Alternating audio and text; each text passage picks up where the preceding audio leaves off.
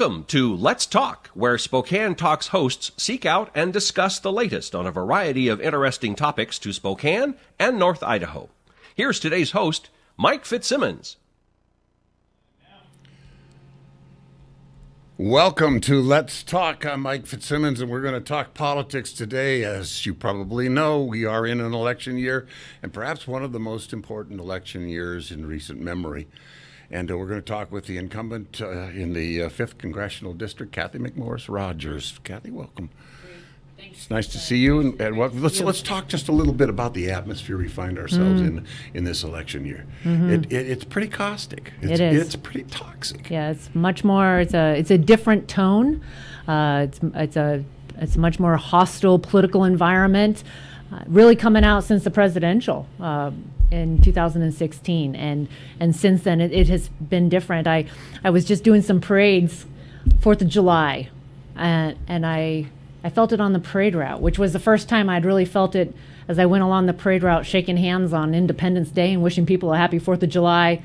You know, it was a number of people that just didn't even want to shake my hand or refused to shake my hand, or, you know, just it's a different tone on the ground among people. Many would suggest that it was President Trump who initiated this by his election, but the reality of it is that his election was not expected by individuals who seem angry about it, and yet at the same time realize that a very large number of Americans see this presidency as a promise, not a plague. Right. Well, that is true. And I think for a lot of people, there is a lot of anger. There's a lot of fear. But yet, President Trump was elected. He was elected president of the United States. And I believe it's important that we respect that, respect our voting process. It's important to engage. It's a reminder to all of us to be involved. And elections matter. And who gets out and votes makes a difference. That's the important thing. Elections have consequences. Yes. And many voters somehow or other didn't get that message for a long, long time, but they do. They have consequences. Yes. You make choices, and those choices for a 4-year period of time will equate to administrative direction that's taken by the White House or by the Congress, as the case may be. And now we have a Republican in the White House. We have a Republican Congress, but there are challenges that we're facing, and those challenges sometimes seem to be very difficult for some folks to shoulder. Well, absolutely. I think this is one of those times that it's forced all of us to do our own soul searching as a country and individually. And I've had to ask myself some of those same kind of questions. I think through it all, I find that I've really gained some clarity as to my purpose and why I'm seeking re-election. And I'm also reminded that this country has been through difficult times before. It's been through divisive times before. Why I'm so grateful to be an American, though, is that our government is one, at the end of the day, that it is about the people. And the election of President Trump, or any election, is about the people making their voices heard. And from my perspective, there were a lot of people who felt like that the government was not reflecting the people's priorities. And we had talked about this a lot, but whether it was the federal government has grown so large, rules, regulations, agencies, boards, commissions, so many that were being able to write what the policy of this country was without really being elected or being held accountable by the elected representatives of the people. And so you have President Trump now. He's in the executive branch. It's also a time where the legislative branch, where Congress, that body that is closest to the people, most accountable to the people, must also assert our responsibility and our voices on behalf of the people that we represent. Your district, the 5th Congressional District, which is a large geographical area in eastern Washington, obviously, has had a long tradition of being a small government district. Don't like government in their face. A lot of agriculture don't like government telling them what to do, how to plant, do this, that. We have a few urban areas, but still, people wanted to be the authors of their own future, so they didn't want government to get involved. At best, if government just got out of the way, that would be the best thing for them. On the other hand, now, we have a growing sentiment in America. I think it's still a minority sentiment, but it still exists, that government should provide for us and that really we shouldn't have to do that on our own, and that independent feeling has sort of waned to a certain degree, and that frightens some folks. That frightens people to the degree where they often are fairly angry about things. Are you sensing that? Oh, I do sense that. But America has been the land of opportunity because we are free people. And we have that freedom to go pursue our dreams. And we're a government that trusts people to make the best decisions for themselves, not a government that decides for you. And there's always been this struggle that goes on. But I believe fundamentally that part of what has made America unique is that belief in the principles of freedom and opportunity and people being empowered to make those best decisions for themselves. And that's why I am encouraged that we have seen a lifting of the regulatory burden. Too many broad, sweeping rules and regulations that had been passed in recent years that were stifling industry after industry, local governments, anyone who was trying to do anything in this country. We've seen a lifting of that regulatory burden. I'm proud to have been a part of the Tax Cuts and Jobs Act that lifted the tax burden and is causing our economy today to rebound. And you're seeing we have more job openings now in America than people on unemployment. I think that is such a positive. People are hopeful. They're optimistic again. We had seen years of stagnant wages, a stagnant economy. So to see this economy rebounding, that's such a positive, and it gives people hope again. I share the story of the Starbucks manager in downtown Spokane, that when I went and stopped by after Starbucks made their announcement as to increase benefits after the tax bill passed, he was so hopeful. He and his wife had just had a baby 4 months ago, and that optimism has returned. We're having a big debate right now in the Farm Bill over food stamps and whether able-bodied adults, 18 to 59-year-olds, should be required to work or be in school 20 hours a week in order to qualify for the food stamps. Part of it is that we'd had a lot of people drop out of the workforce in recent years. And we need them in the workforce, and it's good for them and it's good for our country, because when they are contributing, when they have a job, when they're going to work every day, that is part of your sense of purpose and dignity, and it's the foundation for a better life. And that's what America offers everyone. With the economy and the condition that it's in, and growing and getting more robust every day, there is the opportunity to add that work component for folks who had been on food stamps, whereas just 4 or 5 years ago, there was no job available for them to go to. I mean, to suggest that you have to be working 20 hours a week back then would have been almost ludicrous, because there was no work. Today, there's work. Yes. That's been provided. And not only is there work, but there's promise, and there's work at a level that is a whole lot better than relying on food stamps. And so it's not just merely augmenting an income with a 20-hour-a-week job, but you actually can get off the food stamps and get on your feet now, which is not possible before. And that is something that I think the people in the 5th District recognize. They realize that, look, this is a good thing. All right, this has happened in a very positive sort of a way, and any effort on the part of any politician to want to reverse that in any way, shape, or form, temper that, cool that down, or provide conditions on that economic growth is not likely to be met with great positivity. What I hear is, as I said, is people are hopeful again, and I hear it in Eastern Washington. Yeah. The small business owner that's tearing out a wall and going ahead and expanding, or the person who has a new idea for a new product, a new service, and is going to go ahead and start that business. That's what I love to hear. I was able to get a couple of provisions in the tax bill for those with disabilities, able to work. I'd been working on this for several years, but to allow an individual with disabilities to go explore work. Maybe get a part-time job or an internship and take their money and put it into their ABLE account so that they aren't fearful of losing their benefits, right? But as you said, Mike, this is the time for those that maybe didn't feel like they could work to go explore. And I want to help them. I'm not saying, all or nothing, but let's get you some training. Let's get you some education. Let's expand the apprenticeship programs. Let's expand vocational education. There are employers in Eastern Washington right now that are anxious, they need employees. They'd like to expand. They'd like to offer more jobs, but they need people.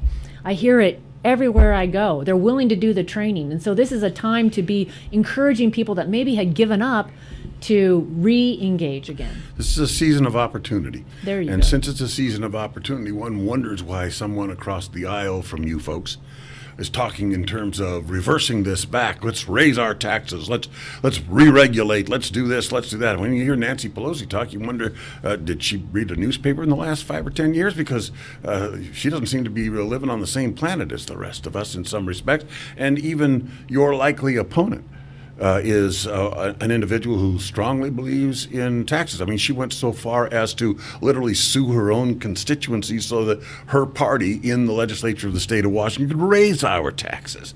And she succeeded in doing that. I think she's got some serious explaining to do on that front, don't you? I do. There's between myself and my likely opponent, it really is a clear choice for the people of Eastern Washington as to the direction they want to go. And I believe in freedom, opportunity, hard work. I want people to be I don't want them to feel burdened by the federal government. I don't want them to feel like the federal government is making all the decisions for them. I want Eastern Washington, the communities of Eastern Washington, the city of Spokane, the other cities and communities of Eastern Washington to feel empowered and be empowered to make those best decisions for themselves. No matter the issue, if it's land use, if it's water decisions, if it's whatever that issue is, we can make better decisions for ourselves right here. And we want to be in charge of deciding what that course is that we want to chart here, rather than someone in Washington, D.C., who may or may not even been to Eastern Washington making that choice. So, my likely opponent has said that she doesn't believe that this tax package should have passed. She's been one of the strongest advocates for a state income tax. This is just one of the issues that distinguishes us, but it really is a choice right here in Eastern Washington that America is facing right now. And I just would urge people to really look at where we are today versus where we were even 2 years ago, and where you are in your own home. 2 years ago, people didn't feel confident to do the remodeling or take out the mortgage. They felt like they were too much risk. Too much risk, right? And the future was not as bright. And today, they hadn't seen their paychecks increase. They didn't know if they were going to have an opportunity for a better paying job. The economy is doing well. There's more hope. There's more optimism, and this is the direction and the future that I want for America. I believe in America as the land of opportunity for everyone. That no matter who you are, no matter where you come from, that this is the country where you can make your dreams come true.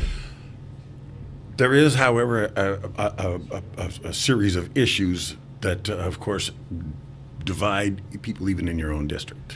Some folks would suggest that you have risen in the Republican Party, in the party of leadership, to the highest position any woman occupies in the Republican Party at the present time. You're sort of fourth in line, if you will, in the power pecking order, so to speak. And then you get people who will say, well, and that means that she is more devoted to the business of party than she is to the business of the 5th Congressional District. Respond to that criticism. It's never been about a title or a position for me. I am involved in politics, and I am honored to serve the people of Eastern Washington because I believe in the importance of being involved, the importance of advocating for certain values and principles. I've been given amazing opportunities in my life. I was the first in my family to graduate from college. My parents sacrificed for me so I would have that opportunity for a better life. I got involved in politics because I believed it was important who represents you. Elections have consequences. I never dreamed I'd be doing what I am today, and I'm honored to do so. I was elected by my peers to serve in leadership for the House. And I sometimes remind people or ask them, do you think it's a positive for Washington State that Patty Murray is in leadership for the Senate Democrats? And they normally answer yes. And I said, well, I'm in leadership in the House for the Republicans, and it amplifies my voice on behalf of the people of Eastern Washington. I've had more bills pass the House this year than ever. I've had 10 bills pass the House, 5 signed into law, and every single one of those bills first was passed bipartisan, and every single one is important to Eastern Washington, protecting our dams, the Columbia Snake River system. That's the foundation of our economy. The Teaching Health Center, GME legislation for residencies, for our doctors. We're all excited about the expansion of the medical schools here in Spokane, WSU and University of Washington with Gonzaga. It is great for this community. Those medical students need to do a residency. And I led in getting the Teaching Health Center GME legislation expanded. I'm working now to get the VA to be a teaching hospital. I am committed to being a partner in moving this community forward. And my position in leadership has allowed me to advocate for these issues and more. We took, for the first time since the Endangered Species Act and the NEPA was signed into law, we got forest management reform signed into law. The Secure Rural Schools legislation for timber-dependent communities, I led on that. Another one of my bills that has been signed into law. We fixed fire borrowing. These are all issues so important to Eastern Washington, and I'm proud to have to be able to work with my colleagues in the House and the Senate, and to be in a position where I can help advance these priorities. You raised the comparison between you and Senator Murray, and of course you deal with what amounts to the consistent and constant double standard in the press with respect to if it's a Democrat that has achieved that, it's a good thing. If it's a Republican, you should be suspicious. And unfortunately, that's a reality that you have to deal with, because it's a little bit like playing basketball, and you must both beat the opponent team as well as the referees and the stripes. And that's a little bit difficult to do if you're going to be a winning team. Let's talk about some of the issues as we discussed these issues at this hour. We're just a few hours away from the president nominating his second Supreme Court nominee, and this will be a constitutional conservative, regardless of who it is. We don't know at this moment who it is, but by the time most folks see this, they will. And this will be a constitutional conservative already, even without a name or without a resume to look at, thoroughly, unequivocally, absolutely opposed to by the Democrats across the aisle. No way will they play, so to speak. What's going on with that? Well, this is a big decision for the country. Big decision for President Trump as he nominates. I am excited about having a constitutional conservative on the Supreme Court, someone who doesn't view their role as to be an activist judge as such, but someone that is really doing their constitutional responsibility to interpret and to rule. Right now, the Democrats, this Congress, they have been doing everything they can to just keep President Trump from being able even to get his people in the administration. Let's see here. There's been over 100 cloture votes in the Senate, which means that's when they demand a 60-vote threshold, or they're going to filibuster. You compare that to 24 over the last 6 administrations. So just the degree in which the Democrats in the Senate have decided that they're just going to stall, delay, whether it's on justices, on getting judges appointed, whether it's in getting President Trump and his administration and his nominees put into place, or even just getting bills passed. The House has passed nearly 700 bills this year, and the Senate has 500 of them sitting on their desk waiting for action. So it is really, there's been an effort to just slow it down, to delay, and do everything they can just to stop something from moving forward. Let's talk about immigration. It's a aspect of life in the state of Washington, your district, of course, that is an important one. And there seems to be a variety of different approaches to how we deal with this. But one thing that seems to be uniform is that there has to be secure borders. Yes. Your political opponents, the Democrats, don't seem to be particularly interested in that. And unfortunately, there is a mix of opinion even in your own party. Where do you stand on that? Well, I believe that our number one priority has to be to secure the border. You can't have a country without secure borders. And right now, when you see what's going on along the border, you see drug trafficking, you see human trafficking, others that are coming to America that are not have not worked through a legal process. We have an opioid epidemic going on right now, and as we've clamped down on opioids, you see more individuals now turning to heroin and fentanyl. Where is it coming from? It's coming from Mexico and China, because our border is not secure. We must secure the border, and I believe that border security is a pillar in fixing a broken immigration system.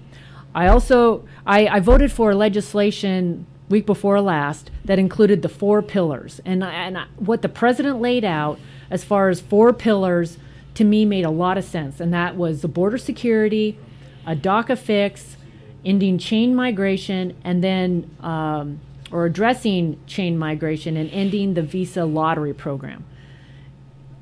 We need to start taking some steps, because as you said, Washington State, we need a workable ag guest worker program. We need people to come here and help pick.